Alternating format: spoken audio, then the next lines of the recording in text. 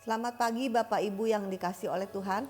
Senang sekali saya bisa kembali menjumpai Bapak Ibu Saudara jemaat yang dikasihi Tuhan. Saya berharap Bapak Ibu jemaat yang dikasihi Tuhan dalam keadaan baik, sehat dan diberkati oleh Tuhan pagi hari ini. Bapak Ibu, sebelum kita membaca merenungkan firman Tuhan pagi hari ini, mari kita berdoa bersama-sama. Bapa dalam sorga, kami bersyukur, berterima kasih untuk kesempatan pagi hari ini. Kami bisa ada dalam hadirat Tuhan, kami bisa bersama-sama merenungkan firman Tuhan. Sekalipun kami satu dengan yang lain berjauhan, tetapi kami yakin percaya kehadiran Tuhan ada di tengah-tengah kami. Dan perhatian Tuhan juga ada bersama dengan kami pagi hari ini. Terima kasih Tuhan, kami percaya berkat-Mu akan tercurah bagi kami semua pagi hari ini lewat apa yang kami baca dan renungkan pagi hari ini. Tuhan, berkati kami semua pagi hari ini. Roh Kudus menolong kami supaya lewat pembacaan dan perenungan firman-Mu kami semua boleh diberkati oleh Tuhan dan kami semua boleh mendapat sukacita yang daripada Tuhan.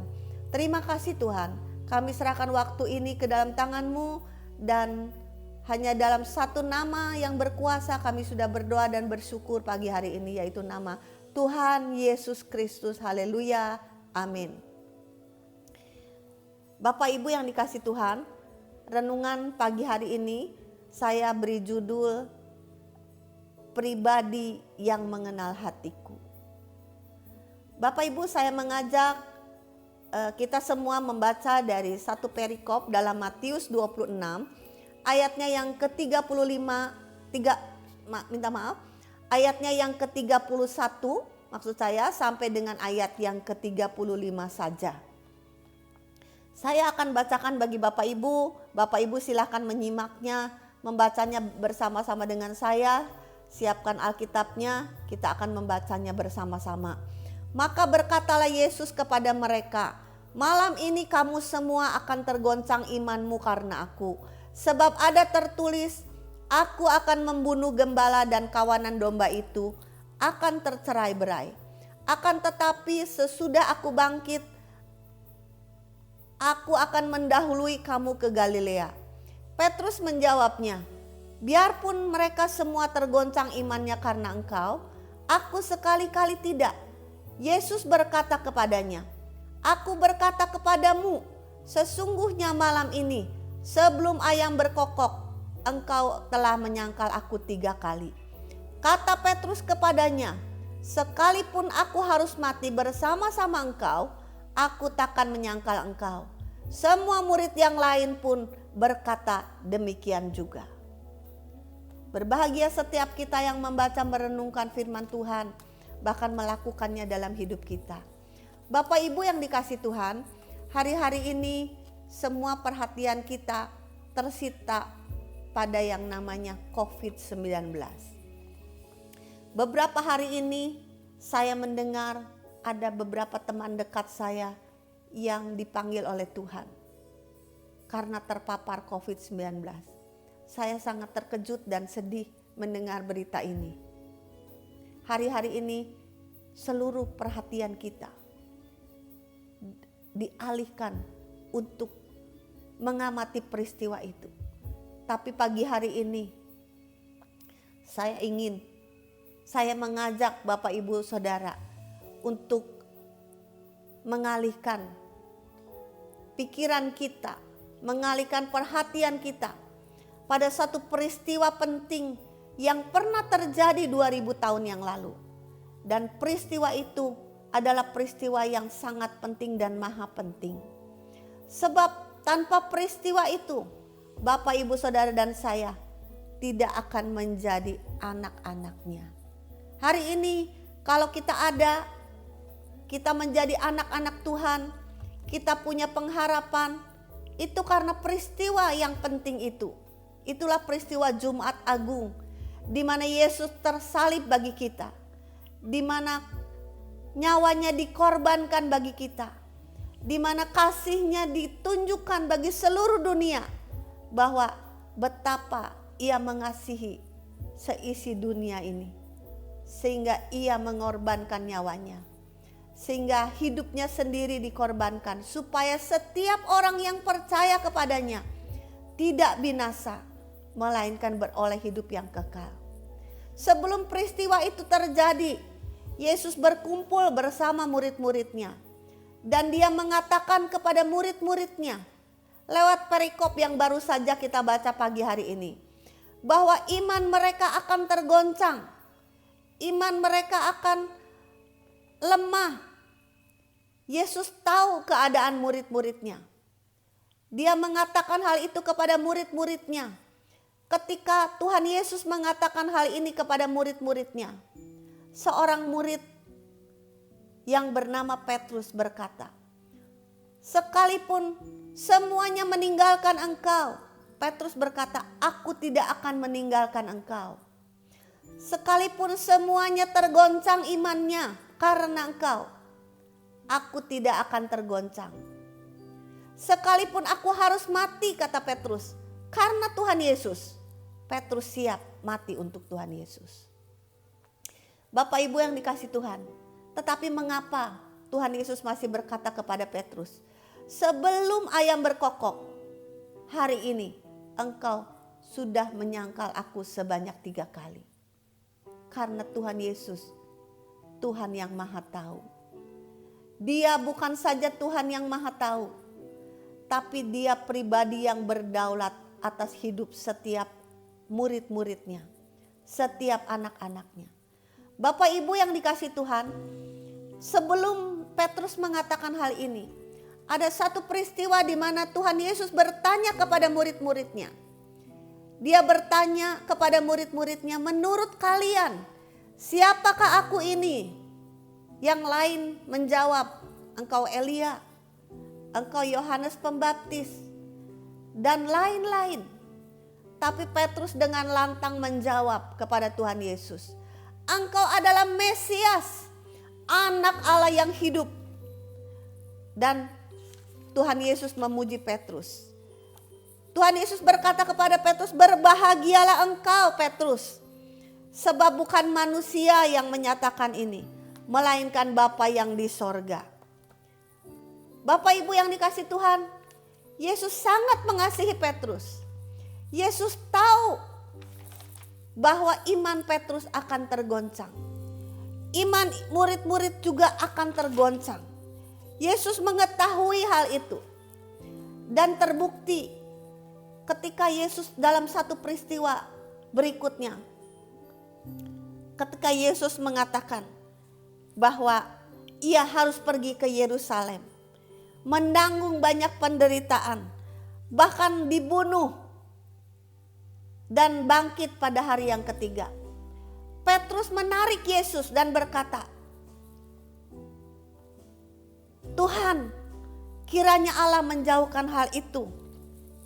Tetapi Yesus berkata, "Enyahlah iblis." Bapak Ibu yang dikasihi Tuhan, Tuhan Yesus tahu, Tuhan Yesus izinkan peristiwa demi peristiwa dialami oleh murid-muridnya, termasuk oleh Petrus.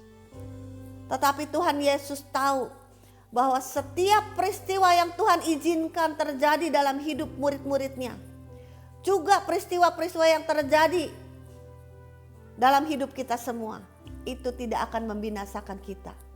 Sebab Dia Tuhan yang Maha Tahu. Dia pribadi yang mengenal Petrus dengan detail. Dia pribadi yang mengenal Petrus sampai kedalaman hatinya. Bapak Ibu yang dikasihi Tuhan, Tuhan tahu bahwa lewat peristiwa penyalibannya di atas kayu salib, iman Petrus akan tergoncang. Tetapi di saat imannya tergoncang, di saat Petrus menjadi lemah, Tuhan Yesus ingin menegaskan kepada Petrus bahwa Dia Tuhan yang tidak pernah meninggalkan Petrus. Pengampunannya bagi Petrus tidak terbatas. Kasihnya bagi Petrus tidak terbatas. Kuasanya bagi Petrus tidak terbatas. Dalam keadaan iman yang goyah dan lemah, Tuhan Yesus ada bersama dengan Petrus. Dan dengan pandangan matanya dari atas kayu salib, Tuhan Yesus ingin berkata kepada Petrus, aku mengasihi engkau Petrus. Pengampunanku tidak terbatas untukmu Petrus. Sekalipun engkau tergoncang imanmu, sekalipun engkau menyangkal aku, engkau tidak mengakui aku, engkau meninggalkan aku, tapi aku tidak pernah meninggalkan engkau. Itulah pernyataan yang ingin Tuhan Yesus katakan lewat sorotan matanya ketika dia ada di atas kayu salib. Dan Petrus tahu hal itu. Ketika dia memandang Yesus, maka Petrus menjadi sangat sedih. Dia menangis. Bapak Ibu yang dikasih Tuhan, dia adalah pribadi Tuhan Yesus yang mengenal domba-dombanya. Dia mengenal murid-muridnya. Dia mengenal dengan detail keadaan Petrus. Hari ini dia juga berkata kepada kita, dia juga pribadi yang mengenal hatimu dan hatiku. Dia tahu, dia mengerti, dia mengenal setiap Bapak Ibu Saudara dan saya. Bapak Ibu yang mendengarkan pada pagi hari ini, dia Tuhan yang tahu. Sebab dialah Tuhan yang maha kuasa. Dialah Tuhan yang hadir dalam dunia ini. Kehadirannya adalah untuk menyelamatkan setiap orang dari dosa yang membinasakan kita. Dosa yang membawa kepada maut. Dan kehadiran Yesus di atas kayu salib. Hidupnya yang dikorbankan di atas kayu salib. Darahnya yang dicurahkan bagi setiap orang. Itu menyelamatkan kita semua. Bapak Ibu yang dikasih Tuhan, hari-hari ini COVID-19 membunuh begitu banyak orang. Tapi saya mau beritahu, bisa saja kita kehilangan nyawa. Semua orang akan mati. Yang kaya, yang miskin, yang berpangkat tidak terkecuali akan mati. Tapi pertanyaannya, kemana kita setelah kita mati? Kemana setelah hidup kita selesai dari dunia ini? Ada satu pribadi yang menawarkan pagi hari ini. Pribadi yang mengenal saudara dan saya. Pribadi yang mengenal hati saudara dan saya dengan jelas. Hari ini pribadi itu berkata, aku mengasihi engkau dengan kasih yang walaupun imanmu tergoncang, walaupun kasihmu kepada Tuhan mulai luntur, walaupun engkau coba meninggalkan Tuhan pagi hari ini, tapi Tuhan Yesus yang sama yang mengasihi Petrus. Tuhan Yesus yang mengasihi Petrus, yang mengenal Petrus, yang mengenal murid-muridnya. Dia Tuhan Yesus yang sama pagi hari ini yang ada di tengah-tengah kita. Sekalipun kita berjauhan, tapi dia pribadi yang maha hadir, yang ada di tengah-tengah kita pagi hari ini. Adakah imanmu mulai tergoncang karena banyaknya peristiwa yang menakutkan hari-hari ini? Adakah imanmu mulai lemah ketika engkau melihat semuanya tidak ada harapan? Barangkali kita tidak bisa bekerja, kita tidak bisa mencari uang karena peristiwa COVID ini. Tapi saya mau beritahu pagi hari ini, ada satu pribadi yang maha kuasa. Pribadi itu pribadi yang mengenal Petrus, mengenal murid-muridnya, juga mengenal kita semua pagi hari ini. Dan dia mau memberitahu kepada kita, kasihnya tidak terbatas, pengampunannya tidak terbatas. Barangkali hatimu mulai goyah, engkau mulai kehilangan harapan. Tapi kita mau belajar dari Petrus. Seperti minggu yang lalu kita mendengar bagaimana Petrus juga mulai goyah imannya ketika melihat gelombang yang begitu besar, begitu dahsyat. Pandangan matanya tidak terarah lagi kepada Tuhan Yesus, tapi matanya mulai terarah pada gelombang yang akan menghanyutkannya. Dan ketika matanya terarah pada gelombang itu, ketika matanya terarah kepada persoalan, Petrus mulai tenggelam. Hari ini kita diingatkan, murid-murid imannya akan tergoncang. Kita semua barangkali akan tergoncang. Tuhan bawa, Tuhan izinkan peristiwa demi peristiwa dalam hidup kita. Bahkan dalam hidup setiap anak-anak Tuhan. Untuk supaya kita mengalami Tuhan dalam hidup kita. Supaya kita mengalami kuasa-Nya. Supaya kita mengalami kasih-Nya. Supaya kita mengalami pengampunan-Nya. Lewat peristiwa pengorbanan Tuhan Yesus di atas kayu salib. Kita diingatkan bahwa kasih-Nya tidak terbatas untuk kita. Pengampunan-Nya tidak terbatas untuk kita. Dan kuasa-Nya juga tidak terbatas untuk kita. Kuasa yang tidak terbatas itu diberikan kepada kita setiap orang yang percaya. Bapak, Ibu, Saudara dan saya yang berada pagi hari ini. Bersama-sama kita mendengarkan firman Tuhan. Biarlah firman Tuhan menolong kepada kita semua. Mengingatkan bahwa peristiwa besar dan maha dahsyat itu pernah terjadi dan sudah terjadi. Dan itu peristiwa, hanya lewat peristiwa itu, maka saudara dan saya memiliki pengharapan yang pasti. Ketika semuanya selesai, hidup ini akan selesai, semuanya akan mati. Yang kaya, yang miskin, semua akan mati. Tapi setiap orang yang percaya kepadanya tidak binasa, melainkan beroleh hidup yang kekal. Satu berita pengharapan, satu berita sukacita yang ditawarkan oleh Tuhan Yesus pagi hari ini. Bahwa setiap orang yang percaya kepadanya tidak akan binasa.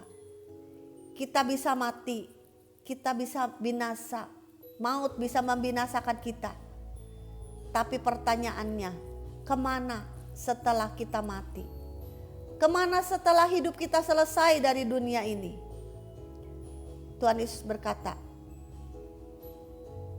barang siapa percaya kepadaku tidak binasa, melainkan beroleh hidup yang kekal. Kata-kata Yesus itu biarlah menjadi pengharapan bagi kita semua. Hari-hari ini di mana banyak peristiwa yang begitu menakutkan. Hari-hari ini kesulitan, kesukaran kita alami. Tapi kita menyadari bahwa Dia Tuhan yang tahu. Dia Tuhan yang peduli. Dia Tuhan yang mengenal pribadi. Hanya Dia pribadi yang mengenal hati kita semua. Tuhan bawa kita mengalami peristiwa demi peristiwa. Supaya kita sampai pada pemahaman bahwa Dialah Tuhan Yesus yang hidup. Dia bukan Tuhan yang mati tergantung di atas kayu salib dan selesai. Tapi hari ini saya mau beritahu, Dia Tuhan yang hidup. Karena Alkitab mengatakan Dia bangkit pada hari yang ketiga. Dia memberi kemenangan kepada setiap orang yang percaya. Juga kepada Petrus, kepada murid-muridnya. Dan kepada kita semua yang mendengarkan pagi hari ini. Kepada setiap anak-anaknya yang mau percaya kepada pengorbanannya di atas kayu salib. Dan pengorbanan itu menyelamatkan. Dia Tuhan yang hidup. Dia Tuhan yang berdaulat atas hidup kita. Kasih dan pengampunannya kepada kita tidak terbatas. Dan satu hal saya mau beritahu kepada Bapak Ibu Saudara. Di tengah-tengah kesulitan yang kita hadapi hari-hari ini. Dia Tuhan yang tidak pernah meninggalkan kita. Kasih dan perhatiannya selalu ada untuk kita. Saat Petrus menjadi lemah. Saat Petrus tergoncang imannya. Dia ada di sana. Matanya memandang kepada Petrus. Hari ini pribadi yang sama yang mengenal Petrus itu ada di tengah-tengah kita. Matanya memandang kepada kita. Kepada setiap kita anak-anaknya. Kepada setiap kita yang mau percaya kepadanya. Mari arahkan mata dan hati kita hanya kepada Yesus yang tersalib bagi kita. Kepada kasih dan kuasa-Nya yang tidak terbatas untuk kita. Semua bisa mengecewakan. Semua bisa menghilangkan harapan kita. Tapi ada satu harapan yang pasti yang Tuhan berikan kepada kita. Dan harapan itu sudah dibuktikan ketika Dia mati tergantung di atas kayu salib. Nyawanya diberikan bagi kita darahnya dicurahkan bagi kita. Dan dia berkata, setiap orang yang percaya kepadaku tidak binasa, melainkan akan beroleh hidup yang kekal. Ketika hidup ini berakhir, maka setiap orang yang percaya, Tuhan Yesus menjamin akan memiliki hidup dalam kekekalan. Bapak Ibu yang dikasihi Tuhan, tidak ada yang kekal di dunia ini. Harta kita tidak berarti. Hari-hari ini kita diingatkan oleh Tuhan bahwa apa yang ada padamu tidak berarti. Kekayaanmu tidak berarti. Pangkatmu tidak berarti. Ketika ada peristiwa seorang pengusaha yang begitu kaya raya terpapar COVID, dia membutuhkan respirator, tapi dia tidak mendapatkan respirator dan akhirnya dia meninggal. Bapak Ibu yang dikasihi Tuhan, mungkin dengan uangnya yang banyak dia bisa membeli respirator, tapi dia tidak bisa lakukan itu. Hari-hari ini Tuhan sedang memberitahu kepada kita, manusia tidak ada apa-apanya di hadapan Tuhan. Hartamu tidak berarti, pangkatmu tidak berarti. Semuanya sia-sia. Manusia kecil di hadapan Tuhan. Hari ini kita diingatkan untuk kembali berlindung kepada Tuhan, untuk kembali memegang harapan itu. Harapan yang ada hanya di dalam Yesus Kristus Tuhan yang sudah mati bagi kita. Kuasa kasih-Nya, pengampunannya diberikan untuk kita. Jangan takut. Engkau yang percaya kepada Tuhan Yesus punya satu harapan yang pasti. Dunia ini akan segera lenyap. Dunia ini akan binasa dengan segala keindahannya. Tapi setiap orang yang percaya kepadanya tidak binasa, melainkan beroleh hidup yang kekal di dalam Dia. Hari-hari ini mari arahkan mata kita hanya kepada pengharapan itu. Pengharapan yang pasti. Jangan cari pengharapan kemana-mana. Jangan berlindung kemana-mana. Lari hanya kepada Tuhan Yesus.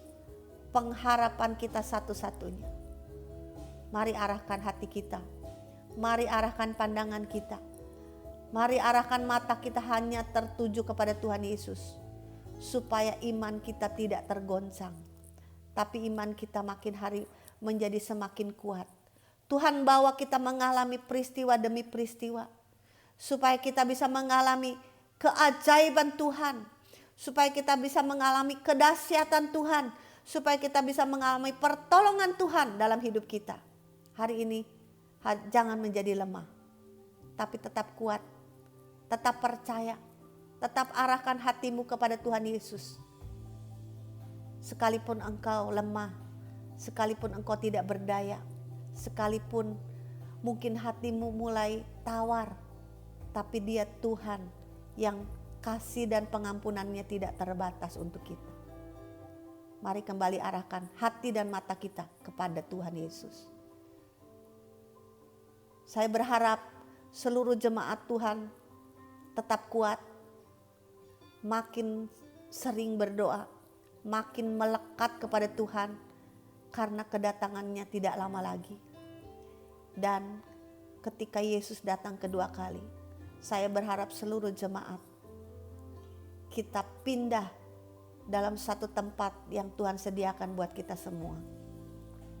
Karena kita mempunyai pengharapan yang pasti yang tidak mengecewakan kita semua.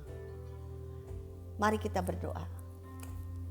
Tuhan Yesus, kami bersyukur berterima kasih bahwa pagi ini Tuhan mengingatkan kepada kami. Kami punya pengharapan yang pasti. Semuanya akan binasa, tapi Engkaulah pengharapan kami satu-satunya. Kami bersyukur punya Tuhan Yesus yang kasih setianya tidak pernah berubah untuk kami. Kasih setianya tidak terbatas untuk kami. Pengampunannya tidak terbatas untuk kami. Sekalipun kami lemah, kami sering meninggalkan Engkau. kami sering mengecewakan Engkau.